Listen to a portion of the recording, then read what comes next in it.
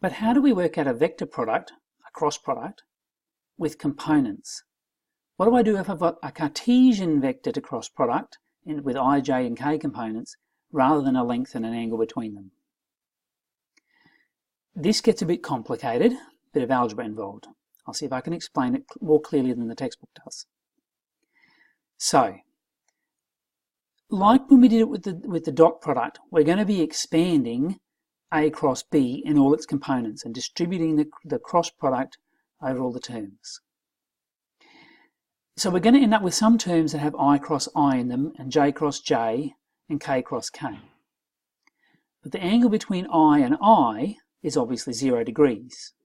Sine 0 is 0, so these terms are going to disappear. The I cross I's will be 0, the J cross J's and K cross K's will all be 0. But what about the other components? What about I cross J, for example? Well, the angle between I and J is 90 degrees, and their lengths are 1.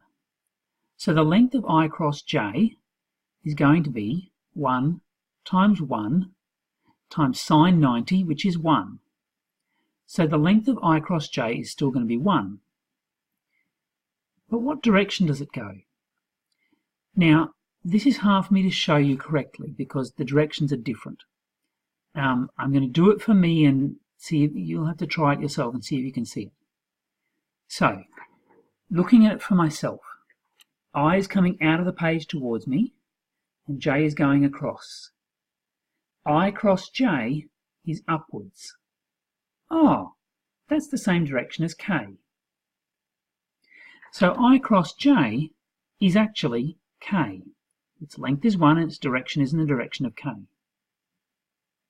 I cross J is K. This comes about because we actually built the directions of I, J and K using that right-hand rule. That's how we decided which way they went. So in the same way, J cross K is going to be I. Again, I'm doing it from my direction. J is across, the first vector is across. K is upwards. So J cross K is towards me out of the page, which is I. So J cross K is I. And work it out for yourself. K cross I is going to be J. But what happens if I go the opposite way? What's J cross I? Well now, looking at it from my perspective, J goes that direction, I comes out at me, so the direction of J cross I is actually downwards. It's just the opposite direction. Length is still 1, but the direction is now opposite to K. So J cross I is negative K. In the same way, get your right hand up and have a look. I cross K is going to be negative J, and K cross J is going to be negative I into the page.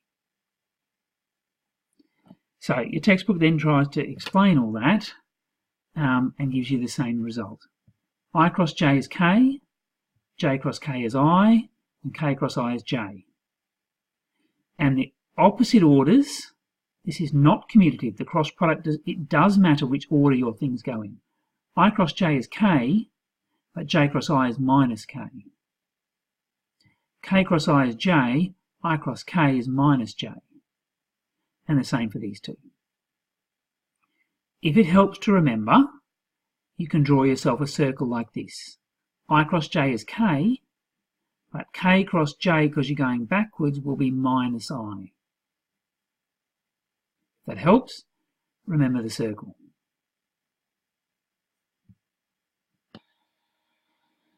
But that's just half the story. We now know what we'll get when we get I cross I, or J cross J, or K cross K. And we can now work out what we get if we cross the other combinations. But we have to actually put that into an expansion of this.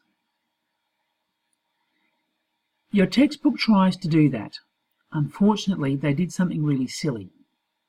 I'm going to hide the matrix thing because those in year 11 won't know what that is. They write it out as x1, y1, z1, and x2, y2, z2. That's all well and good. But then they substitute A1 and B1 and C1 and A2, B2 and C2. And this will get very confusing.